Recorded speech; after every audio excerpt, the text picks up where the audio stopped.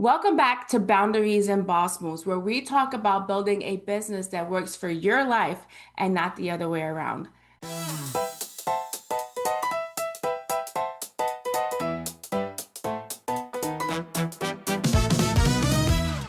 I'm your host, Louisa Marie, and honestly, today's episode is going to be deeply personal for me. It's a story that I don't tell often, but every time I do, someone tells me they really needed to hear it. So I'm going to go there today. This is the story of the year my life changed completely. The year I heard the words, "You have cancer." And I promise you, as heavy as that sounds, this episode is not about fear. It's about what that experience actually taught me, and about community, about expertise, about knowing your lane and knowing your worth. And yes, it will be about business as well. So grab your coffee, your wine, or whatever is getting you through today and stick with me because this one's a big one. So let me take you back to the beginning of 2018. I had a 5-month-old baby girl, and my son was about a year and a half. I was in this beautiful yet exhausting mom fog, and I started feeling really off and sick in a way that I really couldn't explain it. At first, I told myself what a lot of moms tell themselves is just postpartum. Like, it's just having two kids.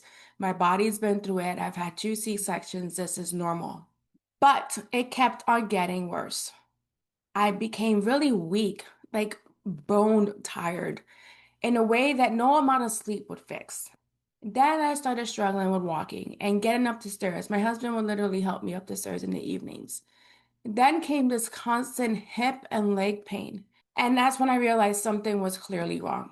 So I went to my doctor and she ran test after test. And for a while, like even myself, I was convinced that I had MS, multiple sclerosis. And that's how serious this was. But the MS test came back negative, and I was disappointed, honestly, because I was like, I'm finally gonna have answers. So when I found out that I didn't have MS, I was stumped. And my doctor and I just sat there, completely stumped. And she looked at me and she asked, "Well, have you noticed anything different lately besides you not feeling well? Any marks, any lumps?" And I said, "Well, actually, now that you mention it, there's this lump on my thigh, but I've had it since 2016 when I was pregnant with my son. I just figured it was one of those pregnancy things when you get random marks." And she suggested, "You know what? Let's biopsy it." So I was like, "Okay, sure, let's go for it." Now, this is where things really get unbelievable. So I went, I had this lump partially removed to get it biopsied. And the surgeon who removed the lump was convinced that it was just a cyst, even though, in her own words, she said, well, she's never seen anything quite like it, but it's a cyst. So let's sit with that for a second. Never seen anything like it, but sure, probably a cyst. Cool. I left there and I was like, okay, cool. No worries, it's just a cyst. 2 weeks later, I went back for routine follow-up. I had to get the last of my stitches out. That was it. That was all I was supposed to be there for. And instead, completely out of nowhere, she says casually, like she's talking about the weather. "So, did your doctor tell you? I have to go back and get the rest of it out." And I was like, "Get the rest of what out?" And that's when I heard it. I heard the words, "You have cancer," but in the most nonchalant way ever. It was more like, "Oh, it was cancer, a rare form, actually." No warmth, no like sit down, no, "Hey, I'm here with you. I've got some bad news to share with you." Just dropped it like it's an afterthought. And honestly, my reaction was, well, let's just say it's not podcast appropriate. It's not. It's two words. The second one rhymes with truck. And it was a completely out of body experience for me. I, of course, asked her for more information, like anything that can help me learn about what I was even dealing with. And I kid you not, she walked over to her printer because she printed something off of Google and handed it off to me. A Google printout. That was my cancer education. She said it was a rare form. She's never heard of it, but hey, here's a sheet. You can Google it. The word, by the way, the cancer that I had was dermatofibrosarcoma protuberans, DFSP for short. It's a very rare form of cancer, 1 in a million, actually.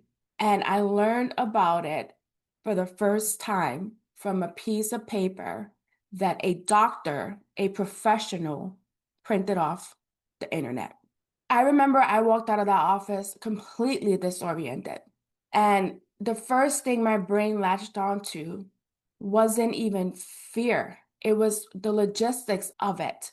Like, oh crap, I have cancer. How do I tell my husband? How do I not fall apart in front of my kids? How do I move past this? I eventually called someone to watch them for me because I did not want them to see me in the state I was in. When I finally got to my husband, I couldn't even get the words out. Can you imagine?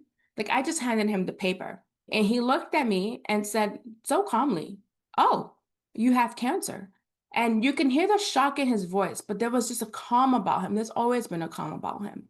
And he said, "Okay, well, let's figure this out." That calm in the middle of my storm, like, I will never forget it. And it's such a common thing of him. And I can go down this rabbit hole about how amazing my husband is, but I'm not. After the conversation with my husband, there was one thing. Actually, it wasn't even after the conversation with my husband. When I walked out of that doctor's office, I knew for sure, I was so certain that there was no way I was letting Dr. Google cut me open again. Not a chance. I will figure out who is going to help me get rid of this cancer, but it's not going to be her. So, my husband and I did the only thing we can think to do. The kids are being well taken care of. So we went to a park, sat down, and we started researching. Could you imagine sitting in a park, Googling the cancer that you have because the professional, the doctor that told you you had it, couldn't provide answers? Anyways, I eventually found a Facebook group. It was a community of people who had walked this exact same road. I shared what was happening. I posted instantly. And honestly, the power of that community came through because it's a lived experience, a shared experience, right? We've all been through it.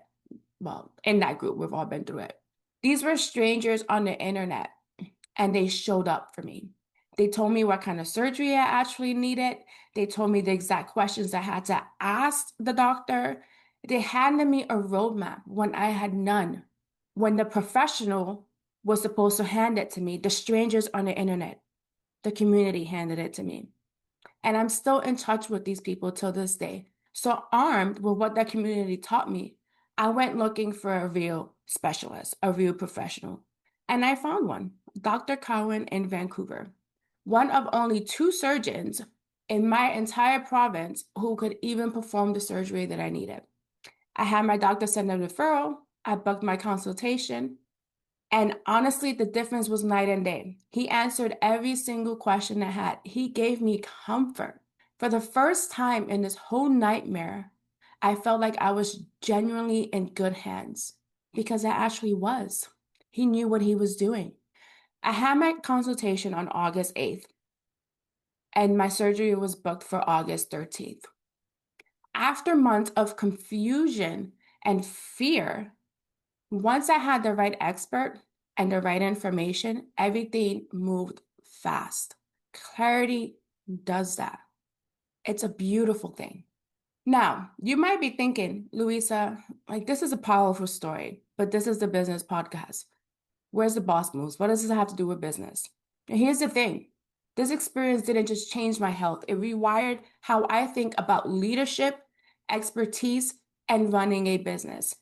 Because the lessons I pulled out of the hardest year of my life, they're the same lessons I teach my clients every single day. Let me walk you through them. Lesson one, know your lane and refer out when something isn't yours to handle. That first surgeon, Dr. Google, she should have referred me the moment she saw something she's never seen before.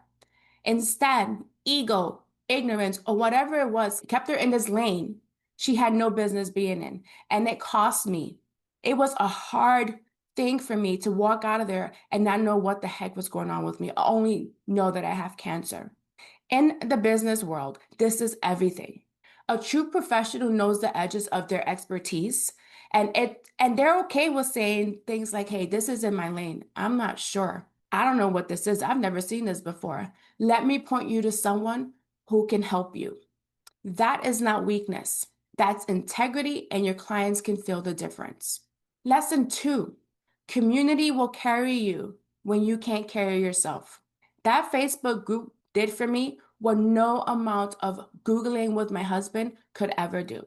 They gave me answers, they gave me questions to ask, and they gave me hope. As entrepreneurs, sometimes we're so quick to isolate ourselves. We think that we have to figure it all out alone, but you don't. The right community, they will help you. They will guide you in the right direction. They will hold your hands during your hardest times, and they will cheer you on. Lesson number three, the right expert doesn't just solve the problem. They give you peace of mind. Dr. Cowan did not only have the skill, he had the calm, the answers, the care. And that peace of mind was priceless when I needed it the most, when I was so vulnerable and scared. This is exactly what real expertise does in your business too. When you hire the right specialist, consultant, or the right support, you're not just buying a service or buying a task getting done. You're buying the ability to finally exhale. And that peace, it's a huge, huge return on investment. Lesson number four, trust your instincts and advocate for yourself loudly if you have to. I don't care if you have to roar, I will be right there roaring with you. I almost wrote my symptoms off just as postpartum. The system, this Dr. Google almost set me down the wrong path entirely. It was my gut and my refusal to let the wrong person operate on me again that changed my outcome. In business, that same voice matters. When something feels off, a client, a hire, a direction, don't override it just to be polite. Your instincts are data. I'm going to say that again. Your instincts are data. Listen to them. Number five, you don't have to be the expert in everything. You just have to find the one who is an expert in their field. For a long time, I acted like I was supposed to have every answer. It's like admitting I didn't know something was a failure. And Dr. Google probably felt the same way. But the real strength isn't pretending that you're an expert in everything and quietly Googling everything behind the scenes. Real strength is knowing what's not yours and being brave enough to go and find the person it belongs to. That's not just health advice. That's the entire model for scaling a business without breaking yourself. And finally, number six, how you deliver something matters just as much as what you deliver. One surgeon handed me the cancer diagnosis like she was reading it off a grocery list. Plus, she handed me a Google printout. Another gave me the exact same category of hard news with warmth, patience, and care. And I walked out there feeling held. Same information, completely different experience. Never forget that in your business. Your delivery, your communication, your client experience, that's what people remember long after the deliverable is done. And that's what keeps referrals coming. So here's what I want you to sit with. Think about this. Where in your business are you pretending to be the expert in everything, when what you actually need is the right community, the right specialist, the right consultant, the right blank, whatever it is? Be honest. Where are you struggling through something alone that someone else was built to carry? I am here, cancer-free, telling you this story 7 years later, and I don't take a single day of that for granted. I don't. That season taught me that we were never meant to do the hardest things alone. Not the health scares, not the business either.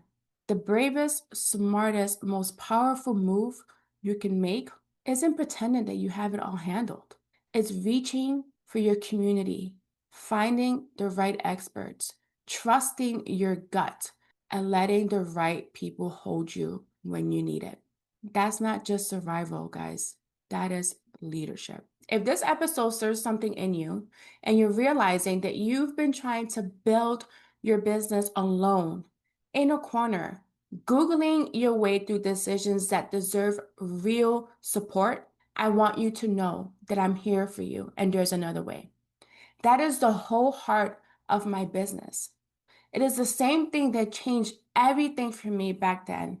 Finding the right expert to sit down with you, looking at you as the human that you are, then taking a look at what is actually going on. And in this case, what is going on in your business. And not only that, taking the time to build the fix alongside you.